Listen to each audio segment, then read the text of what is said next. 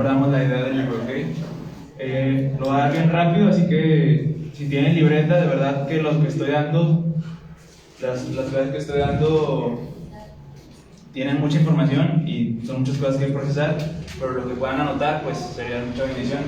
Y créanme que el libro de Apocalipsis, con lo que lo estoy explicando, ya va a ser muy digerible. Entonces vimos que Apocalipsis se refiere a revelar, ¿ok? Es como si hubiera algo escondido y le quitaran la sábana y es revelado. Entonces eso va en contra de lo que dicen las personas de que Apocalipsis es un libro que no puede ser entendido. Ya fue revelado por Cristo. Aún hay cosas misteriosas, pero la revelación ahí está, ¿ok? Ya no hay cosas ocultas que Dios no haya revelado respecto a los últimos tiempos. Entonces eso es Apocalipsis, es revelación. Pasamos a la siguiente. Vimos que había tres tipos las principales de entender este libro. Había personas que decían que es un libro histórico, que ya sucedió en el año 70 después de Cristo, con la destrucción de Jerusalén, pero vimos el por qué esto era imposible. Porque el libro fue escrito después y se refiere a otro tipo de cosas y no a las de Jerusalén. Algunos dicen que es un libro idealista, que es un libro que, aunque no es literal, que se refiere a la lucha entre el diablo y Dios. Pero no es así, porque habla sobre ciertas profecías que ya las habló Cristo de manera no figurada. Entonces, hay cosas que son simbólicas, pero no quiere decir que no tengan un significado literal o que vayamos a ver, ¿okay? Un símbolo siempre se refiere a algo igual o de mayor intensidad, nunca menor. Entonces, vimos que es un libro profético. Entonces, eso es lo que creemos nosotros, que es un libro profético de profecía hacia Juan por medio de Jesucristo. Entonces, Apocalipsis es un libro profético, vimos por qué. Entonces, vimos que había cosas que iban a suceder pronto. Lo siguiente que iba a suceder en la agenda de Dios ya no es que venga el Mesías a sufrir, sino va a venir el Mesías a reinar y a poner orden a todo el mundo. Entonces, es lo que está próximo a suceder. Vimos la estatua, el significado, vimos la carta a las 7 iglesias y sobre cómo Dios les ha dado un hombre con 7 candeleros, que es Jesús, con 7 estrellas. 7 estrellas que significan 7 ángeles o 7 pastores, y 7 candeleros que son las 7 iglesias. Vimos la iglesia empezó con la iglesia de Éfeso, después la de Esmirna, Pérgamo, Tiatira, Sardis, Filadelfia y la Odisea. Vimos que la carta tenía un cierto orden, ¿ok? Era Jesús presentándose: yo soy el amén, el testigo fiel y verdadero. Acá dice también el verdadero, el que tiene la llave de David, el que tiene los 7 espíritus de Dios, y así siempre empiezan las 7 cartas con una introducción de quién lo está diciendo, que es Jesús, y luego le dice la condición de esa iglesia, que dice que no eres frío ni caliente, o que yo conozco tus obras, y empieza Jesús a decirle la condición de cada cristiano o de cada creyente, y después le dice lo que tienen que hacer. Dice: ven, que de mí compres, te recomiendo que de mí compres oro refinado y vestiduras blancas. Vimos el significado, ¿verdad? Y después les da una amenaza, una exhortación. Dice: yo reprendo y castigo a todos los que amo. Entonces vimos que Dios les da una exhortación, y vemos que aunque es una carta a una iglesia en conjunto, el Espíritu al último termina con que cada individuo es responsable de acatar las instrucciones. Dice: el que tiene oído, oiga lo que el Espíritu dice a las iglesias. Esta frase se repite 7 veces en las 7 cartas. El Apocalipsis es un libro del número 7, se repite demasiado en este libro. El número 7 vimos que simbolizaba la plenitud, la perfección. Entonces, estas 7 cartas son para cada individuo. Cada quien tiene que acatar las instrucciones que Jesús les da. Entonces, eso es lo que vimos. Ahora vamos a pasar a la siguiente. Vean PowerPoint. Señala aquí. Y señala acá. Aquí y punta de acá. Okay. Vamos a Apocalipsis. Va a ser mucha lectura bíblica, como les dije. No puedo agarrar a hablar lo que yo crea, sino lo que está diciendo la Biblia. No más ni menos, porque hay maldición, ¿ok? Entonces vimos que es el único libro con bendición y con maldición. Bendición para los que la leen y la guardan, lo que está escrito, y maldición para el que le añada o interprete más de lo que dice. Entonces, lo que sigue es el capítulo 4, 5 y 6. Ya después de estos, del 1 al 3 es un libro muy práctico, habla sobre exhortación, sobre vida cristiana, pero ya desde el 4 hasta el final es un libro profético y ya es un libro pues que sí está pesado, ¿okay? Ya es enteramente profecía. Entonces vamos a pasar a la siguiente, es Apocalipsis capítulo 4. ¿Ya están todos ahí? Sí. Voy a ocupar que estén bien ágiles en la Biblia. Vamos a empezar con dice la adoración celestial. Entonces vemos que terminó en la Odisea, que dice el que abra la puerta, dice: he aquí yo estoy a la puerta y llamo, si alguno oye mi voz y abre la puerta, entraré a él y cenaré con él y él conmigo. Vemos que en el 3 Jesús le está diciendo que abras la puerta, ¿verdad? Tú abras la puerta. Ya en este capítulo ya no es así, vemos que hay una puerta abierta en el cielo. Entonces vimos del 1 al 3 que Juan estaba en una isla llamada Patmos, era prisionero. Entonces él escucha una voz atrás de él y ve a Jesús con 7 candeleros y 7 estrellas en su mano. Eso era físicamente, ¿ok? Eso era en la realidad. Ahora vamos a pasar a una visión. Esto ya no estaba pasando físicamente ahí, sino Dios estaba revelando a través de la mente, en visiones, a Juan lo que iba a suceder. Entonces, ¿se está entendiendo lo que estoy explicando? Sí. Ok, entonces ya aquí ya no es físicamente, vamos a pasar a las visiones que Dios le da a Juan. Dice: después de esto miré, y aquí después de las cartas, después de lo que él vio, de que Jesús le estaba hablando atrás de él, dice: miré y hay una puerta abierta en el cielo, y la primera voz que oí como de trompeta hablando conmigo dijo, ese es Jesús, ¿okay? Sube acá y yo te mostraré las cosas que sucederán después de estas, ¿okay? De las cartas de las iglesias. Dice: y al instante yo estaba en el Espíritu. Estar en el Espíritu se refiere, lo expliqué la semana pasada, que no es andar en el Espíritu o andar en la carne como otras cartas lo dice. Se refiere aquí a que Juan estaba totalmente controlado, todos sus sentidos eran controlados por el Espíritu Santo. Todo lo que él estaba viendo y escuchando era controlado por el Espíritu Santo, ¿okay? Entonces dice: y aquí un trono establecido en el cielo, y en el trono uno sentado, ¿okay? Y el aspecto del que estaba sentado era semejante a piedra de jaspe y de cornalina, y había alrededor del trono un arco iris semejante en aspecto a la esmeralda. Un trono, vemos que había un trono, sube Juan y él ve un trono, ¿verdad? Y un arco iris que era semejante a la esmeralda es color verde. Dice: y alrededor del trono había 24 tronos, y vi sentados en los tronos a 24 ancianos. Entonces, un trono, 24 ancianos en sus 24 tronos, vestidos de ropas blancas, con coronas de oro en sus cabezas. Y del trono salían relámpagos, truenos y voces. Y delante del trono ardían 7 lámparas de fuego, las cuales son los 7 espíritus de Dios.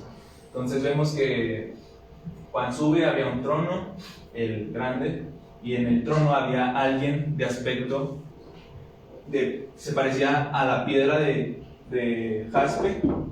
Esa es la piedra de jaspe, y esa es la piedra de cornalina. Entonces, aquí hay una interpretación, no sabemos si es 100% certera, pero tiene un poco de sentido, y es que la piedra de cornalina, de jaspe, vemos que, ¿sí se alcanza a ver la piedra? Vemos que es una piedra sólida, ¿verdad? No hay luz que traspase, mientras que la de cornalina es translúcida. Entonces, eso se puede interpretar como que Dios puede ser tanto un Dios de principios como un Dios de sentimientos, que así como dice la Biblia que es cordero, así como el león. Entonces la cornalina representa que traspasa la luz, que pues sí, que es translúcida, ¿ok? Entonces los 24 ancianos, vamos a pasar a la siguiente, dice que eran 7 espíritus de Dios que estaban delante, eran 7 lámparas, ¿ok? Trono, 24 ancianos y 7 lámparas de fuego. Entonces vamos a ver qué significa estas 7 lámparas de fuego. Quiero que me acompañen a Apocalipsis 5:6. Aquí lo tengo, dice: y miré y vi que en medio del trono y de los 4 seres vivientes y en medio de los ancianos, ¿okay? La misma escena, trono, 24 y 7 7 espíritus, dice, y en medio de los ancianos estaba en pie un cordero como inmolado, o sea, como que lo acaban de herir. Dice que tenía 7 cuernos y 7 ojos, los cuales son los 7 espíritus de Dios enviados por toda la tierra. Entonces, vamos a ver a qué se refiere los 7 espíritus de Dios en Apocalipsis. Vemos aquí que son 7 cuernos que simbolizan la autoridad de Dios, el poder de Dios, que también se le llama omnipotencia de Dios, ¿okay? Y los 7 ojos, es que Dios todo lo ve, es la omnisciencia de Dios, ¿ok? ¿Se está entendiendo? Okay. Entonces, dice que que los 7 ojos y los 7 cuernos son los 7 espíritus de Dios enviados por toda la tierra. Esta frase se repite, vamos a Zacarías 4:1, por favor. Recuerden que les dije que no se puede interpretar Apocalipsis fuera de la Biblia. Todos los símbolos de Apocalipsis ya se han explicado en otra parte de la Biblia. Entonces vamos a Zacarías 4:1. Si alguien me lo puede leer en voz fuerte, como de trompeta, voz de mando. ¿Alguien lo tiene? Volvió el ángel que hablaba conmigo y me despertó como un hombre que es despertado de su sueño. ¿Ese es? ¿Zacarías 4:1? Ah, el 10, perdón. Es que es al 10. ¿Y puedes ¿Hasta el 10? Sí. Y me dijo, ¿qué ves? Y respondí, he mirado aquí un candelabro todo de oro con un depósito encima y sus 7 lámparas encima del candelabro y 7 tubos para las lámparas que están encima de él, y junto a él 2 olivos, el uno a la derecha del depósito y el otro a su izquierda. Proseguí, hablé diciendo a aquel ángel que hablaba conmigo, ¿qué es esto, Señor mío? Y el ángel que hablaba conmigo respondió y me dijo, ¿no sabes qué es esto? Y dije, no, Señor mío. Entonces respondió y me habló diciendo, esta es palabra de Jehová a Zorobabel, que dice, no con ejército ni con fuerza, sino con mi espíritu, ha dicho Jehová de los ejércitos. ¿Quién eres tú, oh gran monte? Delante de Zorobabel serás reducido a llanura. Él sacará la primera piedra con aclamaciones de gracia, gracia a ella. Vino palabra de Jehová a mí diciendo, las manos de Zorobabel echarán el cimiento de esta casa y sus manos la acabarán, y conocerán que Jehová de los ejércitos me envió a vosotros, porque los que menospreciaron el día de las pequeñeces se alegrarán y verán la plomada en la mano de Zorobabel. Estos 7 son los ojos de Jehová y que recorren toda la tierra. Okay, que recorren toda la tierra. Y vemos aquí dice, enviados por toda la tierra. Dice que la visión, en esta visión de Zacarías, en el libro de Zacarías, había un candelabro, ¿verdad? Dice que con 7 lámparas, con 7 tubos, ¿sí? ¿Han visto esa imagen de Israel que tiene un candelabro? Sí. Bueno, eso representa el Espíritu de Jehová, el Espíritu Santo o Espíritu de Dios. Entonces, ahí dice, no con espada ni con ejército, sino con el Espíritu de Dios. Ahí claramente está diciendo que es el Espíritu Santo lo que representa. Entonces, vamos ahora a Isaías 11:1 y 2. Y vamos a ver cuáles son estos 7 espíritus, qué nombre tienen. Isaías 11, del 1 al 10, del 1 y 2 lo va a leer, dice, saldrá una vara del trono de Isaí y un vástago retoñará de sus raíces y reposará sobre él, ¿sobre quién? Sobre Jesús. Dice, el espíritu de Jehová, ese es 1, espíritu de sabiduría 2 y de inteligencia 3, espíritu de consejo 4 y de poder 5, espíritu de conocimiento 6 y de temor 7. ¿Okay? Ahí son los 7 espíritus de Dios. Entonces vemos que es el espíritu de sabiduría, inteligencia, consejo, el espíritu de Dios en sí, el de poder, el de conocimiento y el de temor. ¿Okay? El temor a Dios. Esos son los 7 espíritus enviados por toda la tierra, o que recorren toda la tierra. Entonces, cuando en Apocalipsis se habla de los 7 espíritus de Dios, ¿a qué se está refiriendo? Al Espíritu Santo. ¿Okay? Los 7 espíritus de Dios representan al Espíritu Santo en Apocalipsis. Así se le llama. Entonces, ¿quedó claro esto? ¿Sí? ¿Más o menos? Bueno, vamos a empezar a la siguiente. Dice, y delante del trono había como un mar de vidrio, semejante al cristal, y junto al trono y alrededor del trono 4 seres vivientes llenos de ojos delante y detrás. El primer ser viviente era semejante a un león, el segundo era semejante a un becerro, el tercero tenía rostro como de hombre y el cuarto era semejante a un águila volando. Estos cuatro seres vivientes que ustedes han leído en el Antiguo Testamento son querubines, ¿ok? Aquí se les llama seres vivientes, pero son los querubines. Hay diferentes tipos de querubines, pero estos tienen, uno tiene cara de, bueno, semejante a un león, otro es semejante a un becerro, otro a un hombre y otro a un águila. Entonces, estos cuatro querubines tienen un significado. Recuerden que todo en la Biblia, en lo creado, da la gloria a Dios, ¿verdad? Dice que las cosas hechas nos hacen ver que hay un creador, ¿sí? Entonces, así como nosotros debemos dar la gloria con lo que somos a Dios, en lo que hacemos, en lo que hablamos, igual estos seres dan la gloria a Dios de alguna forma. Voy a leer aquí, en este libro se dan esos significados. Dice que el rostro del león sugiere omnipotencia y majestad, porque el león es el rey de la selva, ¿verdad? El rostro de becerro simboliza servicio paciente a favor de los hombres. El rostro de hombre manifiesta inteligencia y compasión, y el de águila denota visión penetrante y rápida acción, ¿sí? Entonces vemos que estas 4 semejanzas dan la gloria a Dios indirectamente, ¿ok?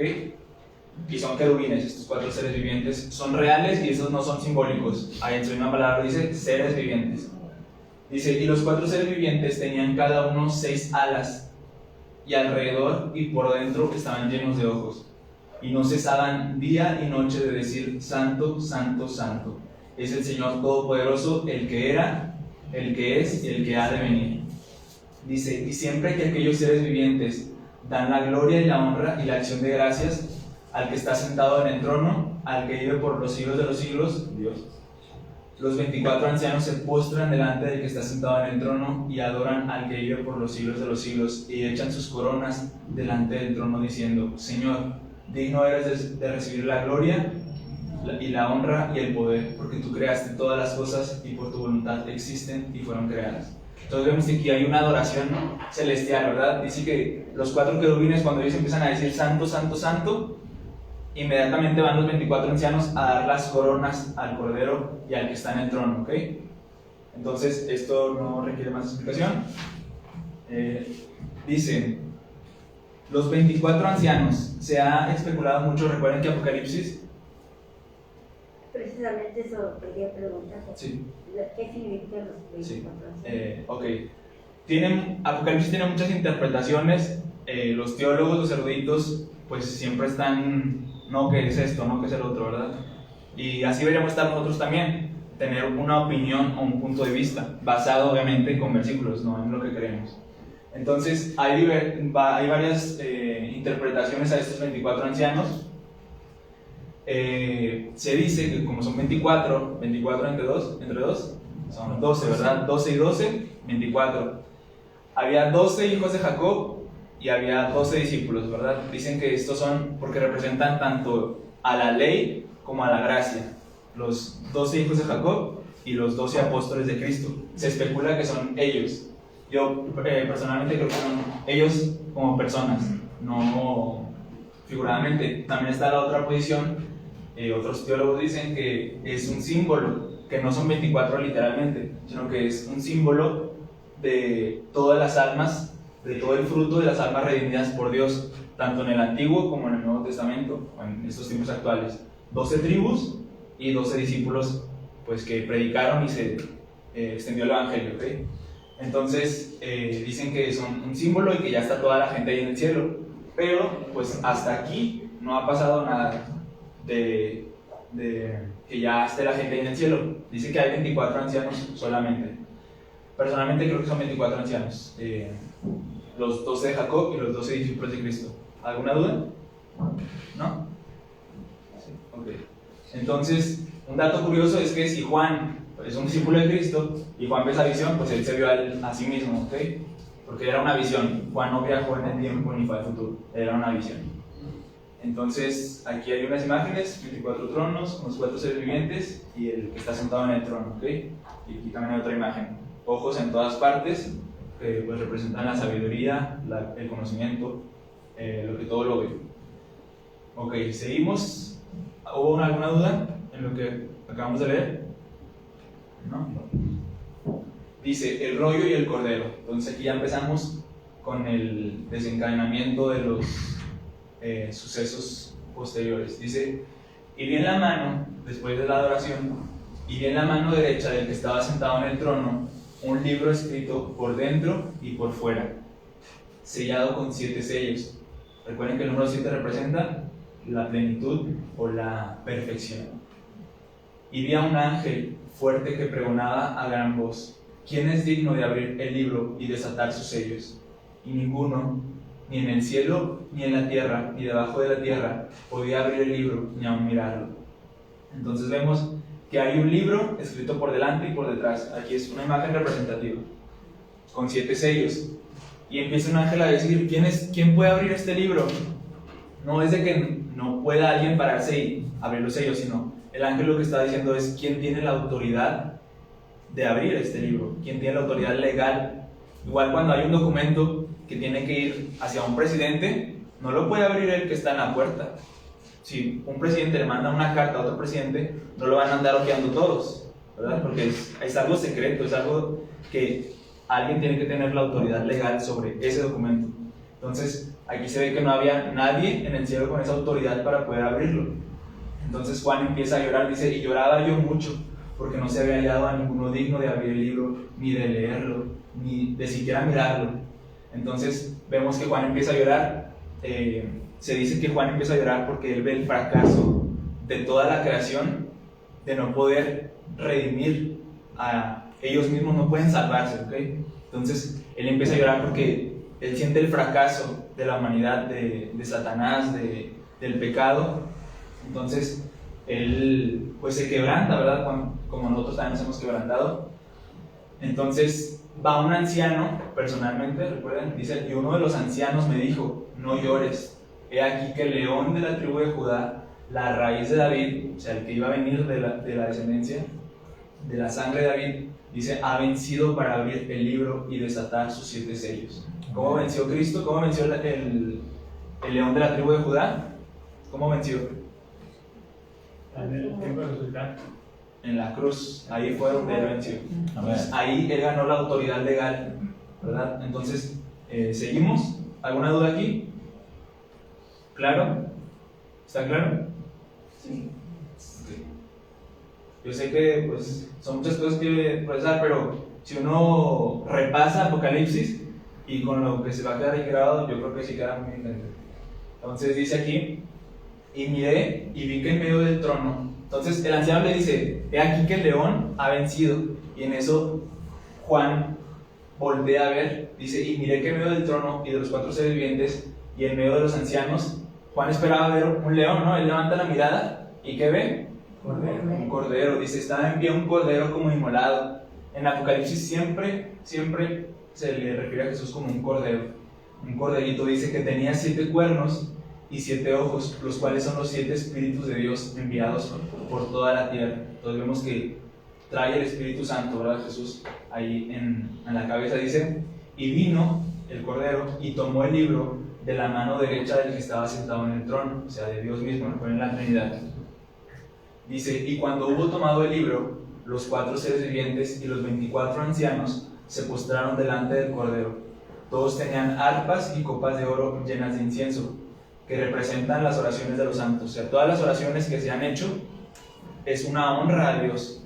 Todo lo que nosotros hacemos, lo que adoramos, es una honra a Dios, y para Dios es algo tan santo, tan sagrado, o un tesoro que hasta pues lo tiene aquí en inciensos.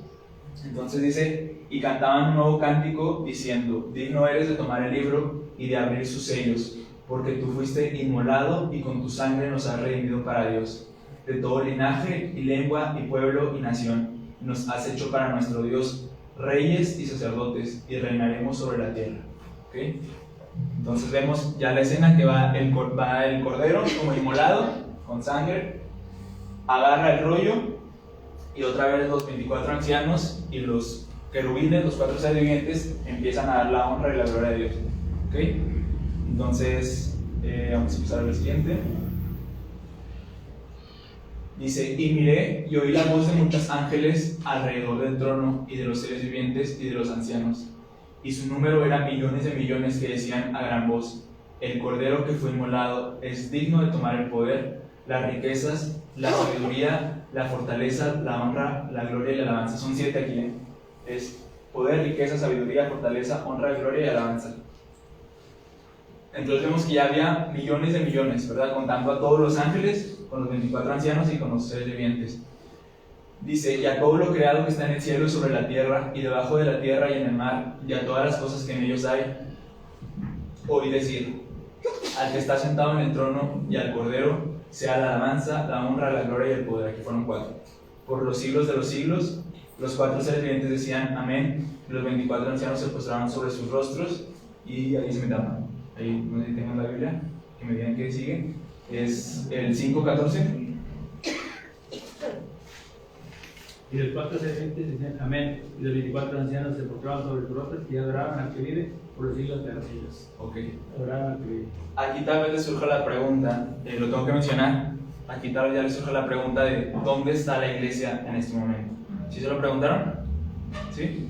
Bueno, igual en todo hay muchas posturas, ¿verdad? Y así es la Biblia, es un libro pues impresionante, es el libro de Dios que tiene poder para hacer y deshacer. Entonces hay diversas posturas hacia dónde está la iglesia en este momento. Recuerden que aquí ya es la tribulación, aquí ya va a empezar la tribulación porque ya van a romper los sellos.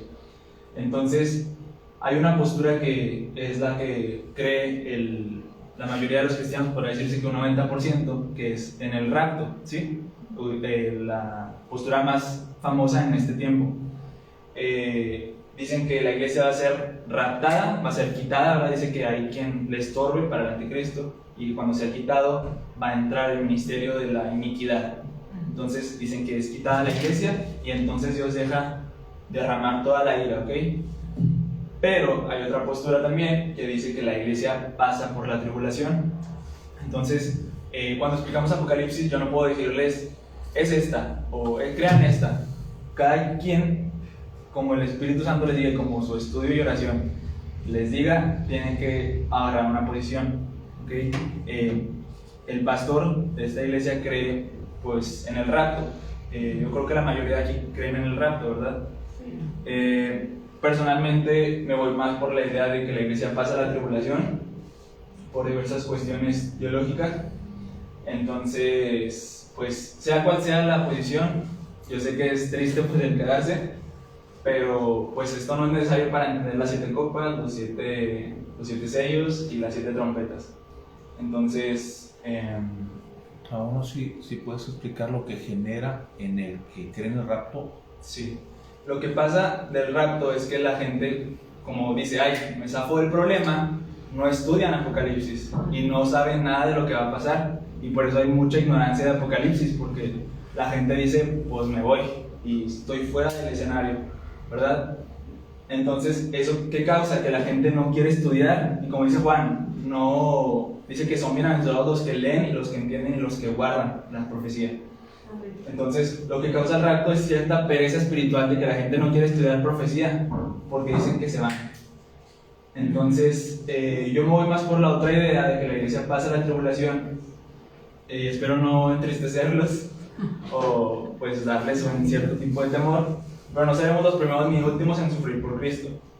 Ya hubo mucha gente que murió por Cristo y dio la vida, dio el cuerpo. Entonces, la idea del rapto fue formulada en 1800. Desde 1800 existe la idea del rapto. Antes no había esa idea de que la iglesia iba a ser quitada. Desde los tiempos de Cristo, los apóstoles, todos ellos creían que iban a pasar unos momentos bien difíciles y luego era la segunda venida. No iban a ser segunda venida en 2 fases o segunda o tercera venida, porque sería una cuando vino a morir, otra cuando viene por su pueblo y la tercera cuando viene a poner orden. Entonces ahí son indirectamente 3 venidas, pero la Biblia habla de 2 venidas. El rapto fue formulado, fue especulado en 1800, o sea, no tiene más de 2 siglos, no tiene ni 2 siglos. Entonces, antes no se creía en el rapto, creían que la iglesia iba a pasar la tribulación. Entonces, esto nos dice pues muchas cosas. ¿Qué genera el hecho de que un cristiano crea que va a pasar en el rapto? ¿Qué es lo que genera en la iglesia? Pues cierto tipo de alivio, genera un alivio el decir que pues me voy. Al contrario de que cree que pase la tribulación, pues genera un cierto tipo de temor, pues que va a pasar por toda la ira de Dios. Y son 2 ideas pues que tienen peso en las dos, porque uno dice, ¿cómo Dios me va a dejar pasar a mí si yo soy su pueblo, soy su nación santa? Pero pues no seríamos los primeros, estamos en una contradicción porque ahorita actualmente hay gente muriendo por Cristo, no seríamos los primeros ni los últimos. Entonces, la victoria de Dios no está en esta tierra. Ahorita vemos que el diablo está operando en esta tierra. Las violaciones, las injusticias, el robo, todo eso, aquí no reina Dios. Dice que la Biblia misma dice que no reina Dios en esta tierra, en los corazones de los hombres. Dios reina en el cielo y ahí va a ser nuestra victoria en la vida eterna. Entonces, porque puede matar nuestro cuerpo, pero dice que no puede matar nuestro alma ni nuestro espíritu. Entonces, sea cual sea la postura que tomen, cada quien es libre. Esto es dudoso, no hay muchas. La Biblia no nos habla mucho sobre si la iglesia se queda o se va, pero pues en esto hay libertad, porque como la Biblia nos dice así muy específicamente, pues hay libertad para que crean o que me voy o que me quedo. ¿Okay? ¿Alguna duda? Daniel, entonces no hay versículos que fundamenten el hecho de que va a haber el arrebatamiento de la iglesia, no los hay. No hay así específicamente, dice que seremos arrebatados, y ese lo usan mucho, pero realmente dice que cuando pase todo lo malo, seremos arrebatados en la segunda venida. Entonces, yo no les quiero cambiar, si ustedes quieren el rapto, créanlo, porque así es como ustedes lo entendieron, o así se los explicaron, ¿verdad? Pero créanlo también por base bíblica. ¿Okay? Recuerden que todo no podemos seguir a nuestro corazón y no a la Biblia, si no estaremos siendo incluso como los testigos de Jehová o como los católicos que creen más en sus tradiciones que en lo que dice la Biblia. Entonces, pues si pasamos, va a ser un momento de dolor y luego la eternidad. Y como quiera voy a explicar sobre la eternidad, que es más preciosa que lo triste que se viene. Entonces, ¿alguna duda? ¿Alguien más?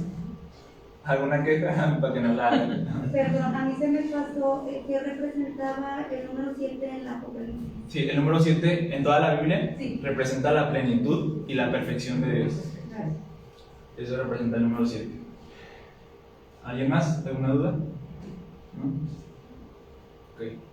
Bueno, sigamos. Entonces aquí pueden ver o darse la idea de dónde puede estar la iglesia. O está alabando a Dios o está a punto de suceder la mayor persecución a la iglesia, pero el mayor fruto también de almas. ¿Okay?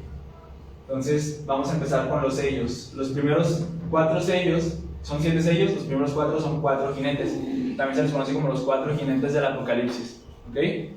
Entonces, cada sello representa algo malo, ¿okay? Algo, el juicio de Dios sobre la tierra. La gente actualmente se pregunta, ¿por qué Dios no pone orden? ¿Por qué Dios no viene a darle a cada quien su merecido?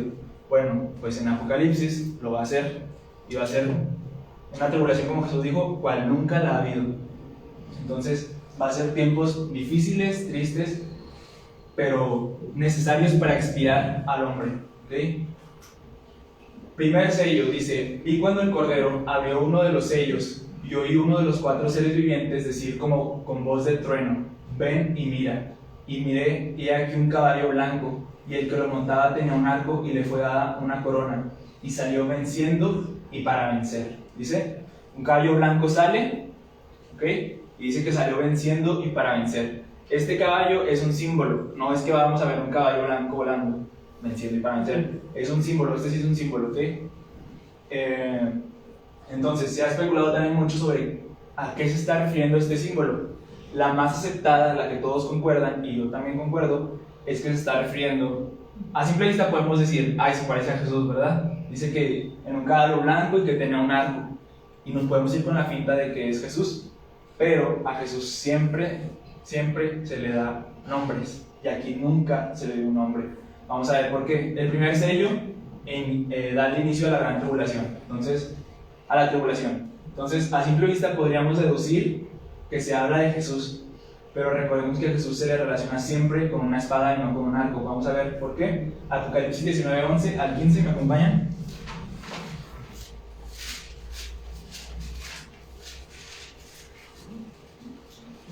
Dice, entonces vi el cielo abierto, y he aquí un caballo blanco, el mismo caballito parece, ¿verdad? Dice, y el que lo montaba se llamaba Fiel y Verdadero, y con justicia juzga y pelea. Sus ojos eran como llama de fuego, y había en su cabeza muchas diademas.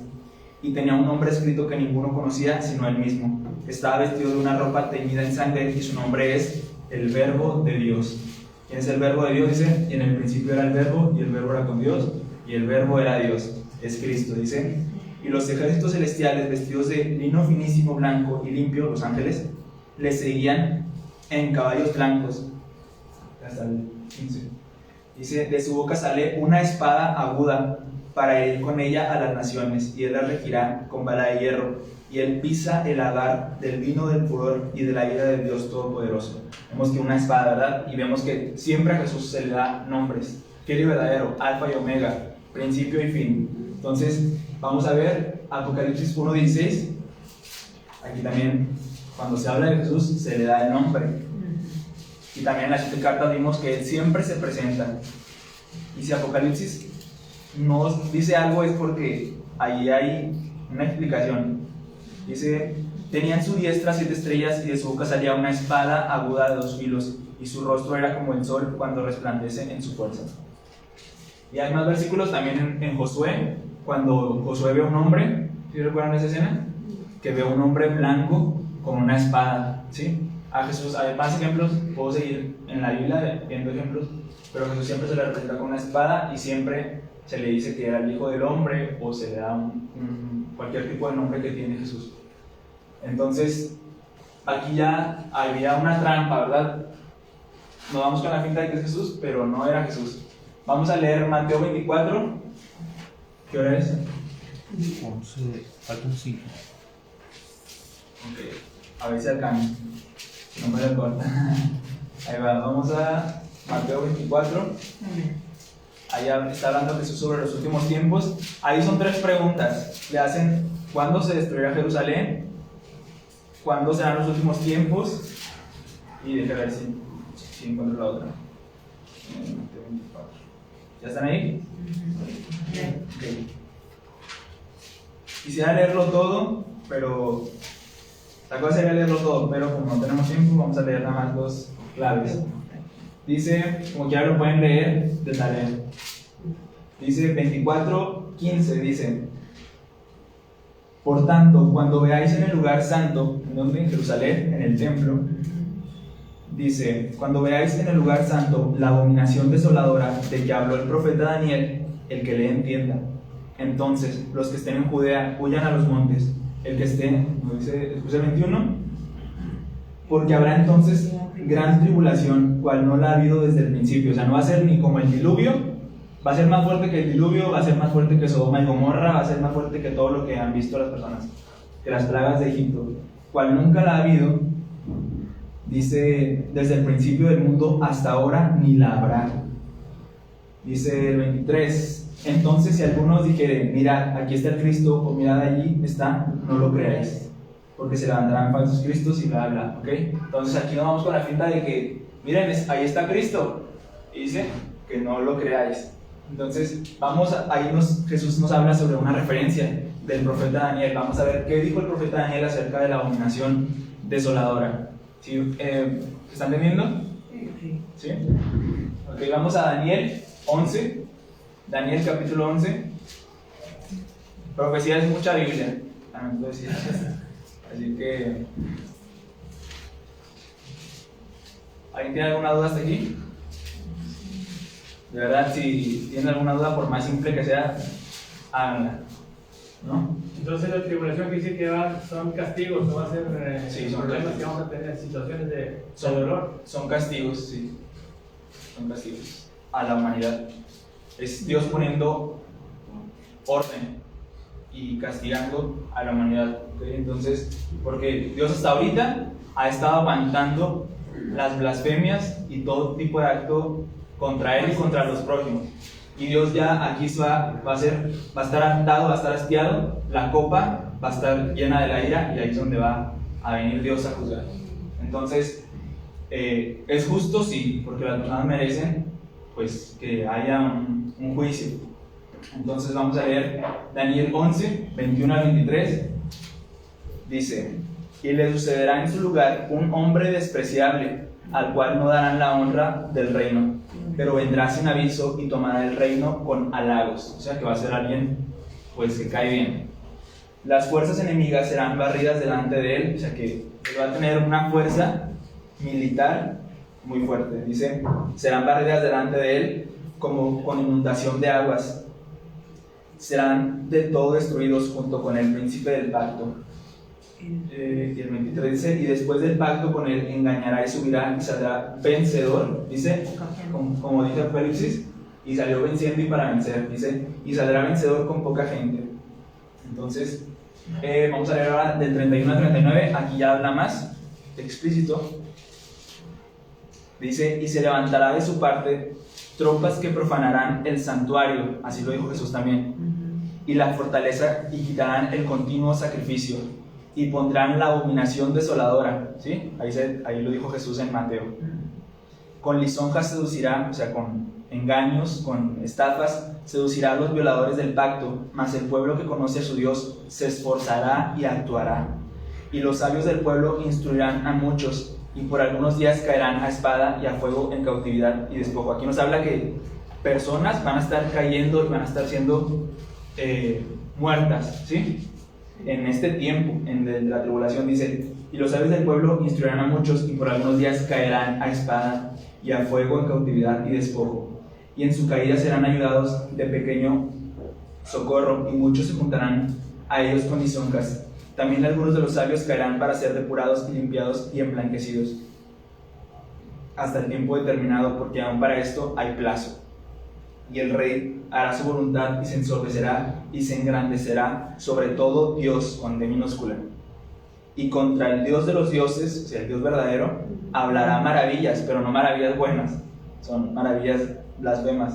Dice: hablará maravillas y prosperará hasta que sea consumada la ira, porque lo determinado se cumplirá.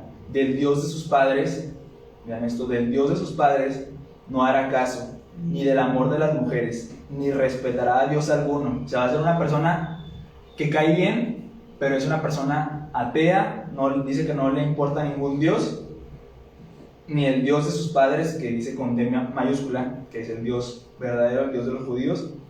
Dice: ni respetará a Dios alguno, porque sobre todo se engrandecerá, mas honrará en su lugar al Dios de las fortalezas, Dios que sus padres no conocieron. ¿Quién es?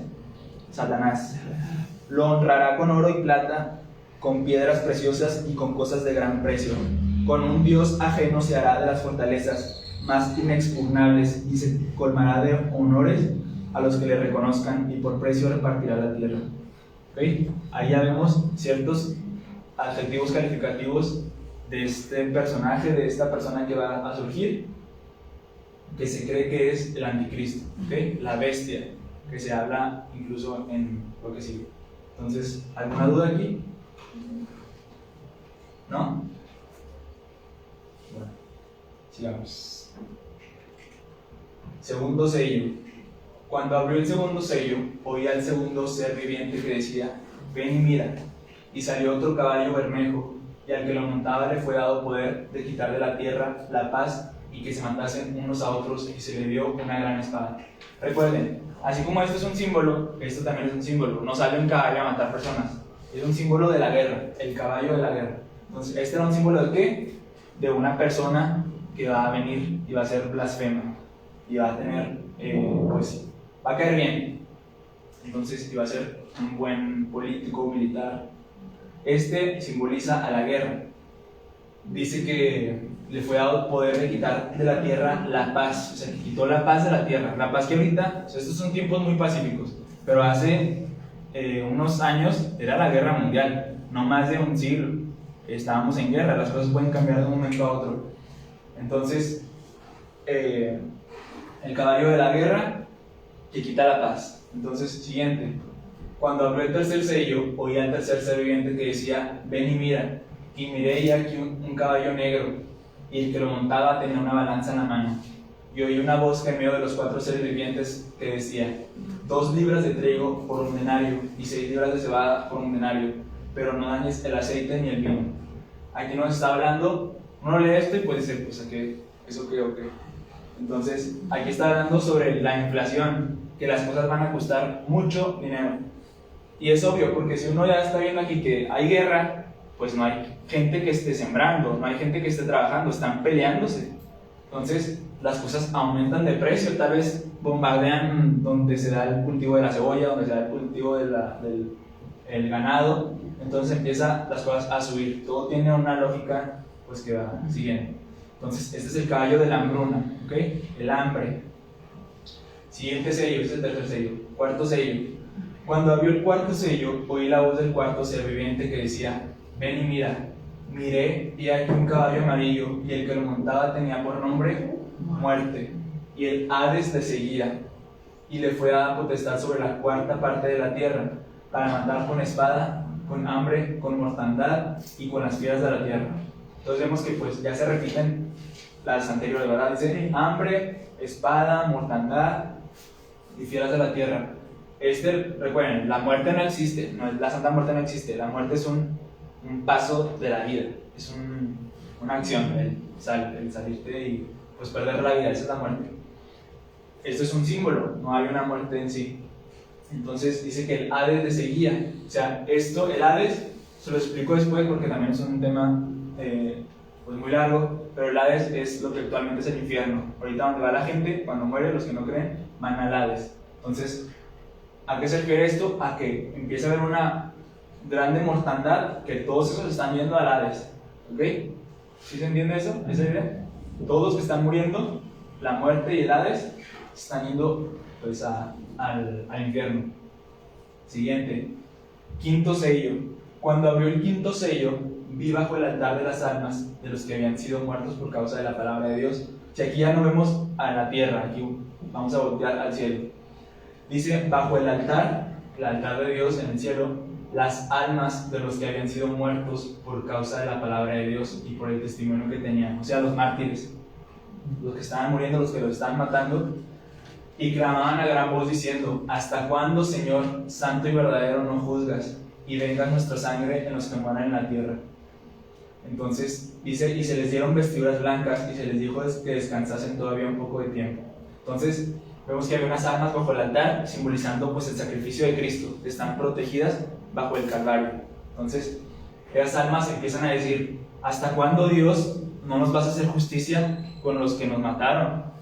Entonces Dios le dice que todavía un poco de tiempo, que esperen un poco de tiempo, porque Él sí va a venir a poner justicia, a poner orden, pero todavía había gente que faltaba por morir por causa de la palabra de Dios, hasta que se completara el número de sus consiervos y sus hermanos, que también habían de ser muertos como ellos. ¿Okay? ¿Se entendió esto? Sí. Estos sellos ya están más digeribles, ¿no? El primero fue el más difícil. Entonces, bueno, aquí les traigo varios ejemplos de cómo murieron los apóstoles del primer siglo. Después de Jesús hubo mucha muerte por causa del Imperio Romano y de Nerón. Entonces, son fuentes extrabíblicas, creo que nada más la de Jacobo sí sale en la Biblia, pero estas son fuentes extrabíblicas, no sabemos al 100%, pero sí es muy probable, porque historiadores así lo registraron, sus muertes. Entonces, Esteban pues fue apedreado, ¿verdad? Ahí salen Hechos. Amén. Apedreado. Jacobo muerto a espada, ese también sale en la Biblia, salen Hechos. Pedro, ese ya está en la Biblia, dice: Pedro fue crucificado de cabeza por orden del emperador Nerón. Entonces, se habla mucho de la historia, ¿verdad? Que dicen que lo iban a crucificar y él no se sintió digno de morir como su maestro, entonces pidió que por lo menos se crucificara de cabeza. Santiago fue arrojado de una altura de más de 30 metros no son 30 metros, unos 10 pisos. Bueno, fue aventado muy alto. Entonces, desde el pináculo sureste del templo, se especula que fue a donde Satanás llevó a Jesús. Dice, cuando descubrieron que sobrevivió a la caída, Santiago lo golpearon hasta matarlo. Mateo fue apedreado y atravesado con lanzas, y luego lo decapitaron. Bartolomé se dice que fue despellejado vivo, o sea que le quitaron la piel vivo. Andrés, hermano de Pedro, azotado y luego atado a una cruz con el fin de que sufriera por un tiempo más largo antes de morir.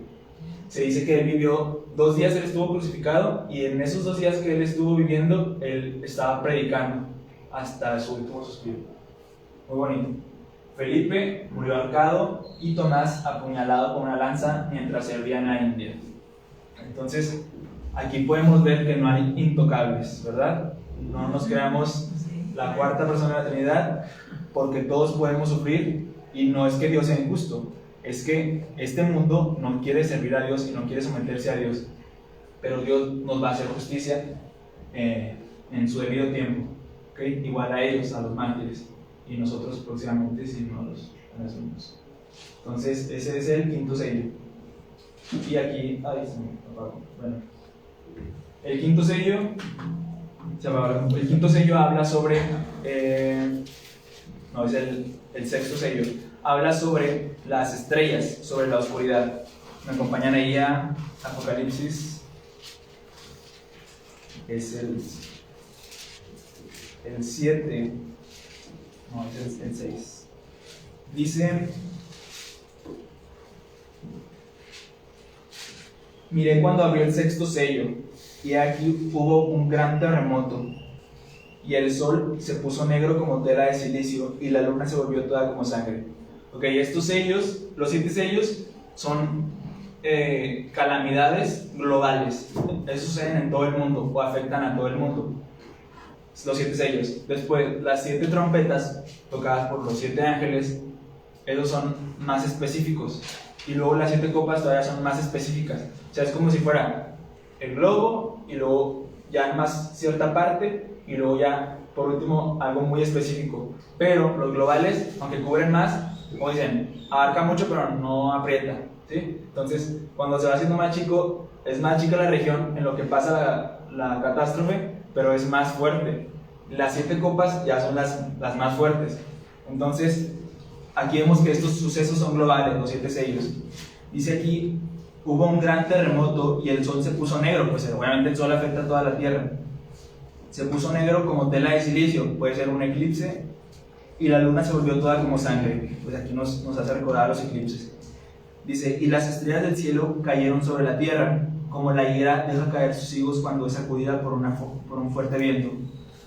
Aquí puede simbolizar meteoritos, ¿verdad? Porque las estrellas son muy grandes. Entonces dice, y los reyes de la tierra, no dice, y el cielo se desvaneció como un pergamino que se enrolla, y todo monte y toda isla se removió de su lugar, y los reyes de la tierra y los grandes, los ricos, los capitanes, los poderosos, o sea, las personas más que tenían dinero, los poderosos políticos, pero dice que también los siervos, los libres, o sea, como nosotros, personas normales, dice, se escondieron en las cuevas. O sea, la gente empieza a esconderse, a buscar auxilio, búnkers, dice, y todo libre. Se escondieron en las cuevas y entre las peñas de los montes, y decían a los montes y a las peñas, caed sobre nosotros y escondednos del rostro de aquel que está sentado sobre el trono y de la ira del Cordero, porque el gran día de su ira ha llegado, y quién podrá sostenerse en pie. Entonces vemos que la gente empieza a querer buscar la muerte, ¿verdad? Tal vez haya una tasa de suicidios muy grande en esos tiempos, porque la gente va a ver las grandes catástrofes y la gran ira de Dios derramarse sobre la tierra.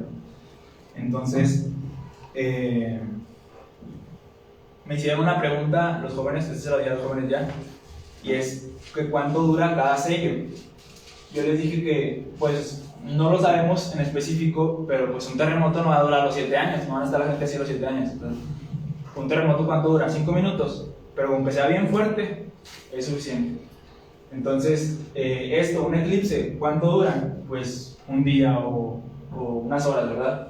¿Cuánto dura el hambre? Pues eso tal vez sí dure más. ¿Cuánto dura una guerra? Eso tal vez sí dure más. Entonces, los sellos podemos designar el tiempo más o menos por el tipo de desastre o catástrofe. Aquí termina. El séptimo sello es, lo explico la siguiente, porque sí está muy largo, es el sello del silencio. Hay como un luto. Dios hace un luto en el cielo por las personas. ¿Alguna duda? Digan sus dudas de verdad. Yo sé que hay dudas porque dije muchas cosas y son cosas muy escabrosas. En serio, hagan las dudas. Estudié, me preparé. No teman. Yo tengo dudas.